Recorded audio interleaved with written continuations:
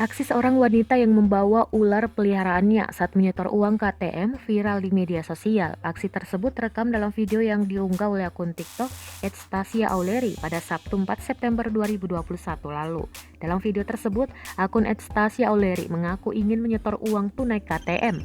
Lantaran tidak memiliki anjing penjaga, akun itu pun nekat membawa ular peliharaannya. Hal itu dilakukan demi menjaga uang yang ingin disetor ke ATM tetap aman. Kemudian ular tersebut ia bawa dengan melilitkan di lehernya.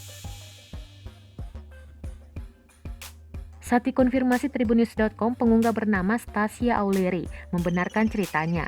Stasia menuturkan kejadian saat membawa ular peliharaannya yang bernama Minato itu terjadi pada Sabtu 4 September 2021 lalu sekitar pukul 20 waktu Indonesia Barat.